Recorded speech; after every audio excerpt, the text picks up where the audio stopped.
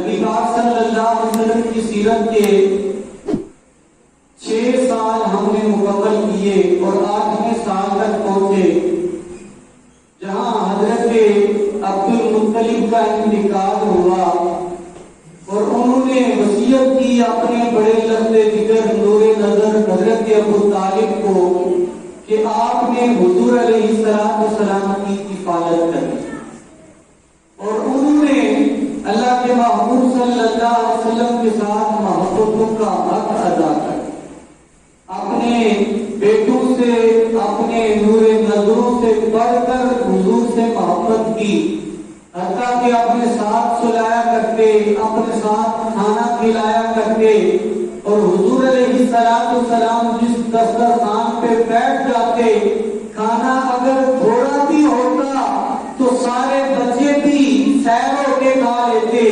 حضرت ابو طالب بھی پیٹ بھر کے کھاتے، خاندان والے سارے سیر ہو جاتے لیکن کھانا ختم نہیں ہوتا۔ اور جس کھانے میں حضور علیہ السلام شامل نہ ہوتے کھانا زیادہ بھی ہوتا تو پیٹ بھر کے کوئی بھی نہ کھا سکتا اور کھانا ویسے ہی ختم ہو جاتا۔ یہ حضور کے دسترخوان پر بیٹھنے کی برکتیں ہوتی۔ 10 سال اللہ کے محبوب صلی اللہ علیہ وسلم کی عمر مبارک ہوئی تو 10 سال کی عمر میں اللہ کے محبوب صلی اللہ علیہ وسلم 15 سالہ نوجوان جیسے لگتے، عام بچوں سے بڑھ کر حضور علیہ السلام کی نشو و نمار گروتھ ہو رہی تھی۔ 10 سال کی عمر میں اللہ کے محبوب صلی اللہ علیہ وسلم نے اہل مکہ کی بکریاں چرائی اور صحیح بخاری اور صحیح مسلم کی یہ صحیح حدیث ہے۔ حضرت ابو ہریرہ رضی اللہ عنہ فرماتے ہیں اللہ کے نبی صلی اللہ علیہ وسلم نے فرمایا ما بعث اللہ نبیا الا راعی غنم، کہ اللہ نے کوئی نبی ایسا مبعوث نہیں بھیجا کوئی نبی نہیں اس دنیا میں مبعوث فرمایا مگر ہر نبی نے بکریاں چرائی۔ اصحاب نے عرض کی یا رسول اللہ صلی اللہ علیہ وسلم وانت یا رسول اللہ صلی اللہ علیہ وسلم، اے اللہ کے رسول صلی اللہ علیہ وسلم آپ نے بھی بکریاں چرائی ہیں؟ فرمایا وانا رعیتها لاہل مکہ کا بالقرارید، ہاں میرے غلاموں میں نے بھی بکریاں چرائی ہیں مکہ والوں کی دودھ کے حصے کے عوض۔ تو یہ ساری نبیوں کی سنت سلسلہ تھا۔ اس کے علاوہ اہل مکہ میں حضرت ابو طالب مکہ والوں کے سردار تھے اور مکہ والے اور قریش کا بالخصوص جو کاروبار تھا وہ تجارت کا ذریعہ معاش، سال میں وہ 2 سفر کیا کرتے تھے تجارتی قافلوں کے ساتھ، ایک گرمیوں میں وہ ملک شام کی طرف اور سردیوں میں ملک یمن کی طرف وہ سفر کیا کرتے، جس کا تذکرہ اللہ پاک نے سورہ قریش میں بھی بیان کیا۔ ارشاد فرمایا لإیلاف قریش، یہ اس لیے کہ قریش کو اللہ نے رغبت دلائی، شوق دلایا، ایلافہم رحلۃ الشتاء والصیف، کیا کہ وہ سردیوں اور گرمیوں میں تجارتی قافلوں میں سفر کرے۔ اس کی اللہ تعالیٰ نے ان کے دل میں رغبت ڈالی، شوق ڈالا تو وہ سردیوں اور گرمیوں میں سفر کیا کرتے۔ اللہ کے محبوب صلی اللہ علیہ وسلم کی عمر مبارک جب 12 سال ہو گئی تو حضرت ابو طالب شام کی طرف انہوں نے سفر کیا تجارتی قافلے، بڑا تجارتی قافلہ تھا۔ جب قافلہ روانہ ہونے لگا اللہ کے محبوب صلی اللہ علیہ وسلم نے حضرت ابو طالب کے اونٹ کی نکیل پکڑ لی اور عرض کی اے چچا جان آپ مجھے کس کے سہارے چھوڑے جا رہے ہیں؟ میرے تو والد بھی نہیں ہے، میری والدہ بھی۔ حضور کی جشنان مقدس میں جب آنسو آئے حضرت ابو طالب سے رہا نہ گیا، حضور کو 12 سال کی عمر کے ساتھ میں، ورنہ بڑا سخت معاملہ ہوتا تھا، تقریباً 1 ماہ لگتا تھا شام کے علاقے میں پہنچنے کو اور بڑا سخت قسم کا علاقہ اور سفر چٹیل میدان ہوتا تھا، لیکن حضور علیہ السلام کو ساتھ لے یہ قافلہ چلتے موت کے بعد بصرہ کے علاقے میں پہنچا. کہاں جی؟ بصرہ. ایک ہے بصرہ، وہ شہر ہے پورا، وہ بعد میں بنا. وہ حضرت عمر رضی اللہ تعالیٰ رات کو آرام کریں اور صبح اگلا سفر شروع کیا جائے. وہاں ایک راہب کی خانقاہ ہوتی، اس کا کنیسہ تھا، اور وہ جو راہب تھا کبھی بھی کسی قافلے کے لیے ان کے ویلکم کہنے کے لیے، استقبال کرنے کے لیے نہیں آتا. لیکن جب یہ قافلہ آیا تو اس نے کیا انوار دیکھے کہ اللہ کے محبوب صلی اللہ علیہ وسلم جس راستے سے آ رہے ہیں، حضور کے رخ انور کے اوپر، حضور کے سر مبارک کے اوپر بادلوں نے سایہ کیا ہوا. اب یہ سارے قافلے کے اوپر دھوپ ہے، لیکن حضور علیہ السلام پر بادل نے سایہ کیا. اور یہی نہیں، جس راستے سے آتے ہیں پتھر بھی سجدہ کرتے ہیں، درخت بھی جھکتے. یہ سارا منظر اس نے دیکھا. اس نے کتابوں کا عالم تھا، اور یہ بھی کہا جاتا ہے اس بصرہ، اس راہب، وہ ہیرا راہب کے بارے میں کہ حضرت عیسیٰ علیہ السلام کے جو علوم و معارف ان کے حواریوں کے ذریعے چلے آ رہے تھے، اب سب سے زیادہ حضرت عیسیٰ علیہ السلام کا علم کا محبت اور مرکز وہی تو ہے راہب. اور کتابوں میں لکھا ہوا ان کے پاس موجود تھا کہ نبی آخر زمان صلی اللہ علیہ وسلم کی نشانیاں کیا ہوں کہ ان کے اوپر بادل سایہ کرے گا، درخت سجدہ کریں گے، پتھر سلام پیش کریں گے، حجر و شجر ان کی نبوت کی گواہی دیں گے. یہ منظر جب اس نے دیکھا تو جناب والا قافلہ جب پڑاؤ کیا، قافلہ اترا تو وہ کہنے لگا اس بچے کو دیکھتے ہیں، یہ کوئی عام بچہ نہیں، یہ کوئی عام بچہ نہیں ہے. یقین تو اس کو ہو گیا، پتا تو چل گیا کہ یہ عام بچہ نہیں، یہ اشرف امت کا نبی ہے، اس کی یہ شان ہے. لیکن جناب والا اس نے مزید یقین اور مزید تصدیق کے لیے کیا کیا؟ تصدیق تو حضور کی کرنی تھی، اور درجنوں افراد پہ قافلہ محیط تھا. اس نے قافلے پہ آئے اور کہا اس قافلے کا سردار کون ہے؟ حضرت ابو طالب نے کہا میں سردار ہوں. کہا آج آپ کے کھانے کی دعوت میرے پاس ہے. حضور کی وجہ سے سارے قافلے کی اس نے ضیافت کا اور دعوت کا اہتمام کر. جناب والا دعوت پہ کہا کوئی پیچھے نہیں رہنا چاہیے، چھوٹا ہو بڑا ہو آزاد ہو غلام ہو، سارے آنے چاہیے. جب دعوت ہو گئی لیکن دعوت پہ سارے آئے، حضور علیہ السلام نہیں پہنچے. اللہ کے محبوب صلی اللہ علیہ وآلہ وسلم کو حضرت ابو طالب نے جانوروں کی اور سامان کی رکھوالی کے لیے وہاں ڈیوٹی لگا دی. اس نے کہا جس نور نظر اور جس محبوب کے لیے میں نے دعوت دی ہے اور سب کو بلایا ہے وہی نہیں آیا.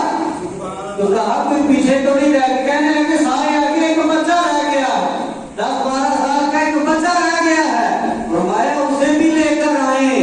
دل میں کہنے لگا اسی کے لیے تو تمہیں بھی بلایا گیا، ابھی کسی کو بلایا بتایا نہیں، کیوں دعوت کی جا رہی ہے؟ جب دعوت پہ سارے آگے تو ایک شخص سے رہا نہ گیا، وہ بورڈ تھا. کہنے لگا جناب پہلے بھی ہم کئی سالوں سے یہاں قافلے آ رہے ہیں تجارت کے، سال میں کم از کم ایک قافلہ تو ہمارا آتا ہے، لیکن کبھی آپ نے کسی بھی قافلے کو ویلکم نہیں کہا، کسی کے ساتھ گفتگو نہیں کی، دعا سلام کا بھی سلسلہ نہیں رہا. اور اس دفعہ ہم آئے ہیں تو ایک دو نہیں سارے قافلے کی دعوت کرتی ہے. کوئی وجہ ہے اس کی، کوئی خصوصی بات ہے؟ اس نے ٹالتے ہوئے کہا آپ ہمارے مہمان ہیں، لہذا مہمانوں کی عزت و توقیر کرنا ہمارا حق ہے. لیکن اصل بات تو اور تھی. جناب والا قافلے والوں کی دعوت کرتی، انہیں پرتکلف کھانا کھلایا، اچھی اچھی ڈشز تیار کی گئی، اور سارے قافلے والوں کو رخصت کرتا گیا. حضور علیہ السلام کے آخر میں اپنے پاس بٹھا. اب ذرا جو گفتگو ہوئی تصدیق کے لیے اس نے کچھ سوال چناؤ کیے تھے. مکہ والے جو تھے وہ بتوں کی پوجا کیا کرتے تھے، لات اور منات اور عزا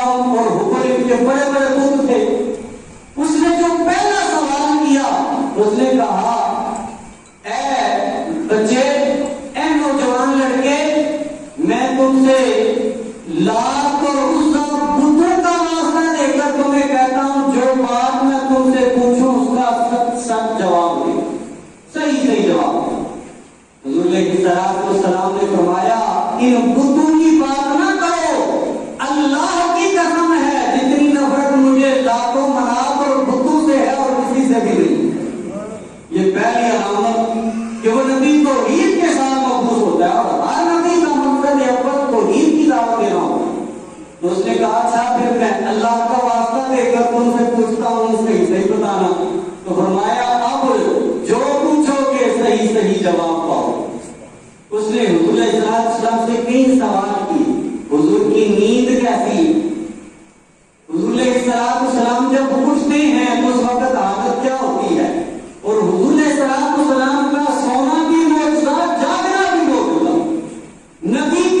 नबी और हमारे आका बिलखुसूस आपकी शान यह है, सही बुखारी और सही मुस्लिम की सही रिवायत है, नबी रहमत सल्लल्लाहु अलैहि वसल्लम ने फरमाया इन्ना ऐनैया तनामानी वला यनामु क़ल्बी, मेरे गुलामों मेरी आंखें तो सोती हैं, मेरा दिल बेदार रहता।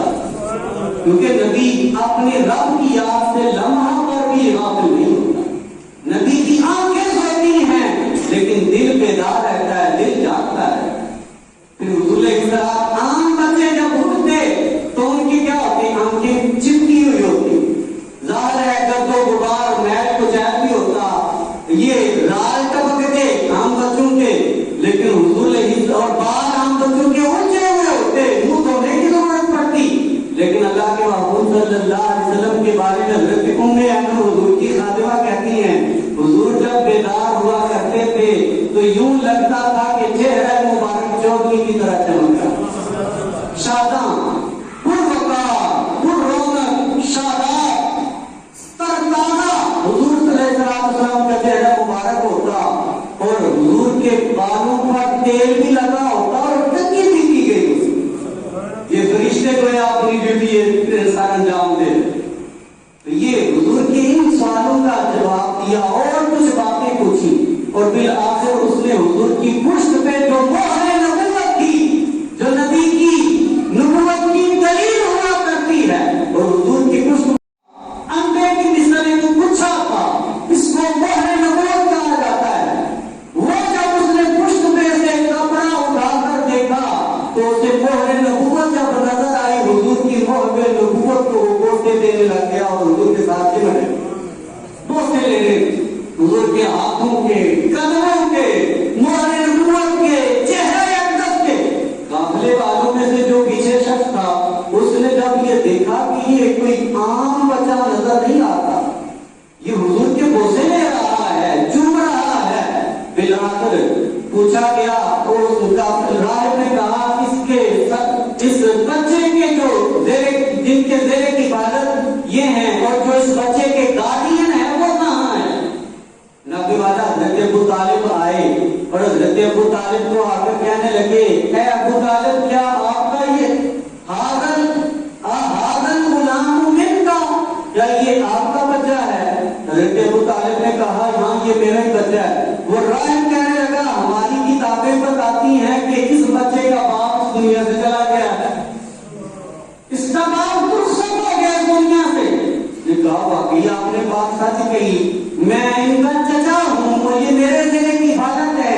कहा इनकी वालिदा के बारे में आप क्या कहते हैं? कहा इनकी वालिदा भी थोड़ा अर्सा हुआ उनका इंतकाल हुआ। कहा हमारी किताबें इस बात की भी तस्दीक करती हैं। और साथ ही कहा हजरत अबू तालिब को कहा, ऐ अबू तालिब ये जो बच्चा है आम बच्चा नहीं। जामे तिरमिज़ी की अबवाबुल मनाक़िब में अबवाब नबुव्वत पर जो इमाम तिरमिज़ी ने नकल किए हैं, हुजूर अलैहिस्सलाम की शान बयान करते हुए वो रायत कहने लगा, ऐ अबू तालिब जब आपका काफिला आ रहा था इस बच्चे को मैं देख रहा था कि बच्चे के ऊपर बादल साया कर रहे थे, दरख्त सजदा कर रहे थे, पत्थर सलाम पेश कर रहे थे, हजर शजर इनकी नबुव्वत की और रिसालत की गवाही दे रहे थे। और ये कोई आम बच्चा नहीं है, हाज़ा रसूल रब्बिल आलमीन, हाज़ा रसूल रब्बिल आलमीन, हाज़ा सय्यदुल आलमीन, यबअथुहुल्लाहु रहमतन लिल आलमीन। तीन शानें बयान की। कहा ये سید و سردار، یہ کل کائنات کے پروردگار کے آخری رسول ہیں، اور یہ وہ ہیں جنہیں ان قریب رحمت للعالمین کا تاج پہنا کر دنیا کی طرف مبعوث کر دیا جائے۔ یہ عام بچہ نہیں ہے، اور ہماری کتابوں میں جو جو نشانیاں ان کے روح زیبا کی، ان کے چہرے مبارک کی، ان کے سراپا اقدس کی، ان کے معاملات کی اور رہن سہن کی جو نشانیاں تھی ہر نشانی میں نے ان کے اندر پائی ہے۔ اور یاد رکھنا ہے ابو طالب، اب یہودی آئیں گے، یہودی ان کے دشمن بن چکے ہیں، وہ جب آئیں گے ان کو پہچان لیں گے تو ان کو تکلیف نہ کہیں پہنچا دے، لہذا آپ آگے سفر کرنا چاہتے ہیں تو کریں، لیکن اس بچے کو واپس مت بھیجیں، ان کو مت واپس بھیجیں۔ حضرت ابو طالب نے پھر چند لوگوں کی ڈیوٹی لگائی، جناب والا ان کے زیر نگرانی حضور علیہ السلام کو مکہ واپس بھیج دیا۔ تو یہاں تک 12 سال کی عمر تک، 8 سے 12 سال کی عمر تک کی جو نشانیاں نبوت کی ہم نے دیکھی کہ اللہ کے محبوب صلی اللہ علیہ وسلم سید العالمین رحمت للعالمین ہیں، آپ رسول رب العالمین ہیں، اور اس کے ساتھ ساتھ حضور کی یہ شان بھی دیکھی کہ جناب والا حضور علیہ السلام کے سر مبارک پر بادل سایہ کرتے ہیں۔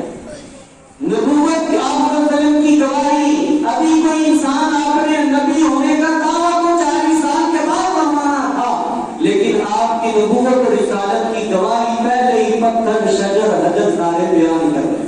بلکہ یہ بھی آتا ہے جب قافلے والے آ کر بیٹھے ایک درخت، ایک بڑا پروت کا درخت تھا، اس کے نیچے جب آ کر انہوں نے پڑاؤ کیا اور سارے سائے میں بیٹھ گئے۔ اب جہاں اللہ کے محبوب صلی اللہ علیہ وسلم نے بیٹھا تھا وہاں درخت کا سایہ نہیں تھا، وہاں دھوپ تھی۔ جب حضور علیہ السلام وہاں بیٹھے تو جناب والا اس درخت نے اپنا سایہ، اور سائے کی ایک بھی طرف ہوتی ہے، جس طرح روشنی اور سایہ دوسرا اپوزٹ سے پہ جاتا ہے، سورج ادھر اور سایہ ادھر جائے گا، لیکن حضور علیہ السلام جب ادھر بیٹھے جہاں دھوپ تھی، اس درخت نے اپنی فطرت کو تبدیل کیا، سایہ وہاں جانے کی بجائے حضور کے اوپر آ گیا۔ یہ بھی حضور علیہ السلام کی نبوت کے طریقے ہیں، اور آگے جو واقعہ ایمان افروز بیان کریں گے وہ حضور کے چہرے مبارک سے بارش مانگا ہے، وہ واقعہ انشاءاللہ تعالیٰ آئندہ جامع مسجد بلال میں آپ کے گوش گزار کیا جائے گا۔ وما علینا الا البلاغ۔